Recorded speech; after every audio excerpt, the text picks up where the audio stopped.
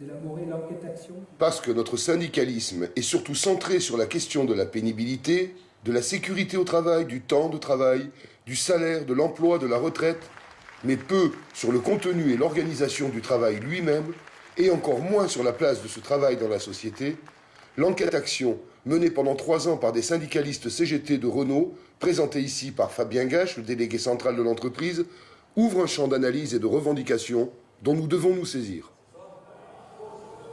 Plus près du micro, je peux parler plus fort. Donc je vais commencer, moi, par évoquer l'origine. Qu'est-ce qui nous a conduit, tout simplement, à aller vers ce qu'on a appelé une recherche-action. Ensuite, on abordera la question de la méthode de travail. Ça, c'est Julien Luçon pour le cabinet Émergence qui le fera.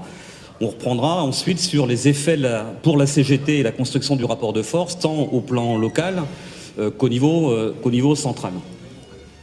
Alors, sur l'origine, on va rappeler simplement un peu l'histoire de Renault, parce que c'est important à entendre.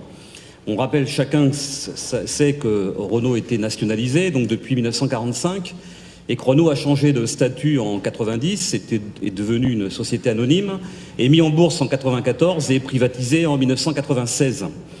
Le leitmotiv de l'entreprise faire adhérer le personnel à la culture du profit, et non plus nécessairement de vendre des véhicules.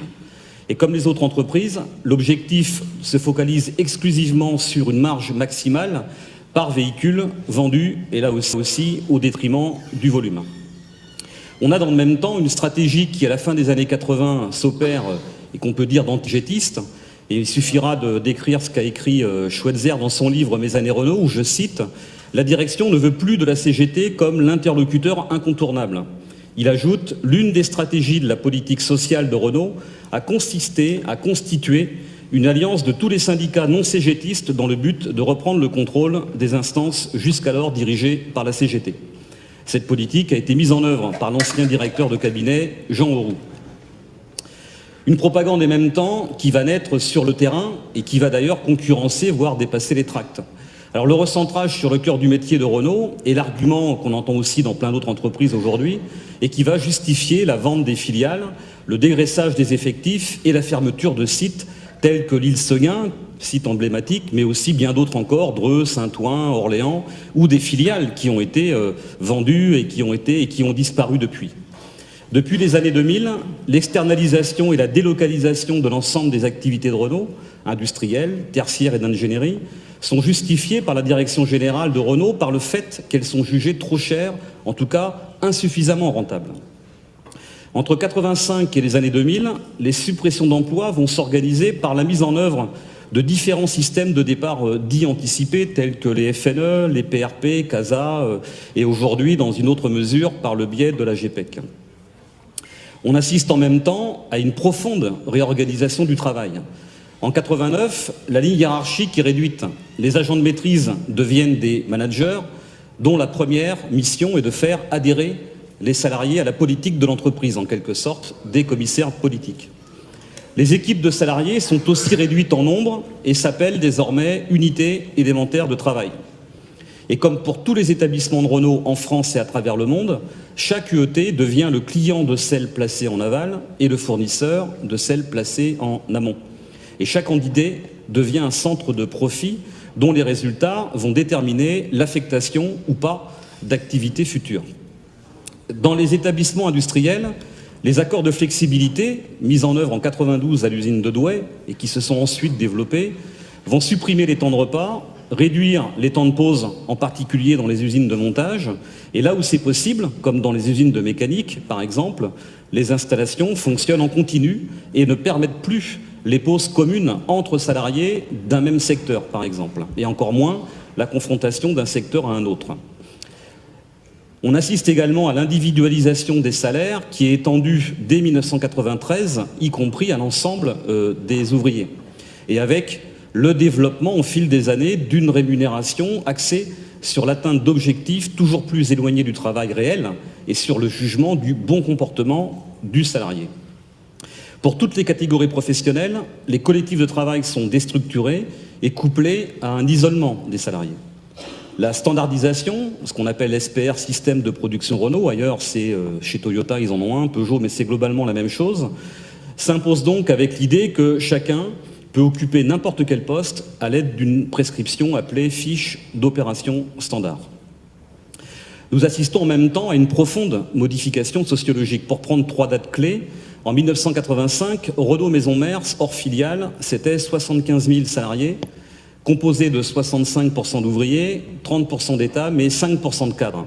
En 2000, nous sommes 44 000 salariés, 41% d'ouvriers et 40% d'État et 18% de cadres. Alors, l'État chez Renault, c'est employés, techniciens, agents de maîtrise.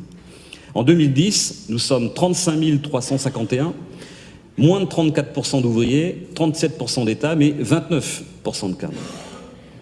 On est en même temps, en 2000, confronté à la remise en cause du droit syndical de Renault acquis, le dernier étant de 1984, et l'accord donc est remis en cause, 84-85, et notamment avec la suppression des 3 heures d'information syndicale qui étaient issues à l'époque de la loi de démocratisation du secteur public et nationalisé, et avec la réduction importante des heures de mandat des élus de terrain, sachant que chez Renault à l'époque, on avait un nombre d'heures relativement important par rapport à ce que prévoyait le Code du travail.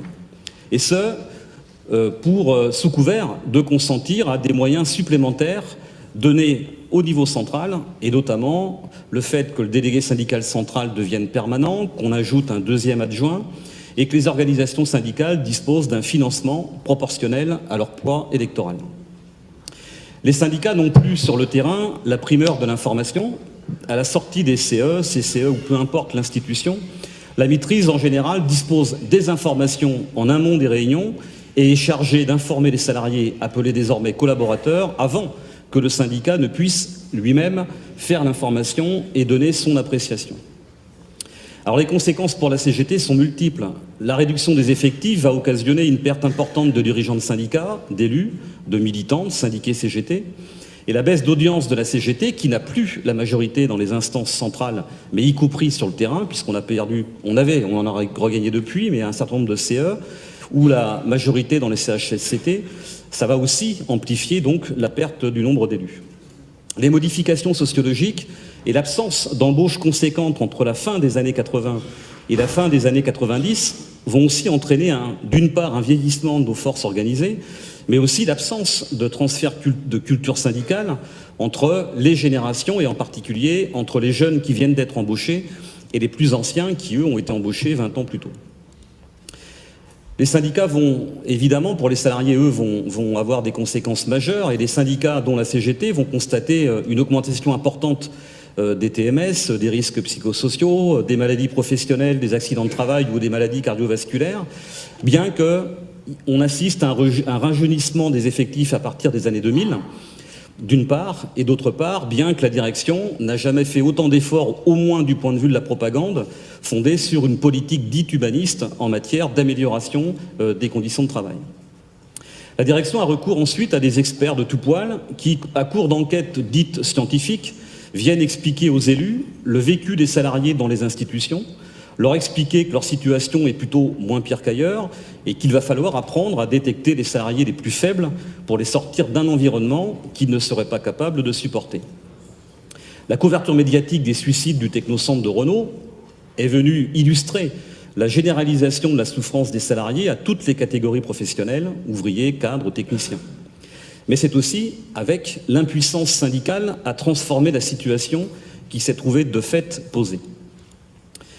Au fil du temps, la réduction du nombre et des moyens des élus, les heures de mandat, j'y reviens pas, leur difficulté à débattre réellement avec les salariés du fait de l'organisation du travail, plus de pauses, plus de temps de collectif, etc., etc., les pressions et moyens de la direction visant à isoler les élus bien souvent des autres travailleurs, mais aussi des syndiqués, la multiplication des convocations de la direction dans de multiples réunions, le sentiment d'impuissance des élus ou des camarades à modifier positivement les choses pour le quotidien des salariés sont autant de points qui ont concentré au fil du temps les interventions CGT dans le cadre institutionnel, qu'il soit central, encore une fois, ou qu'il soit au niveau local.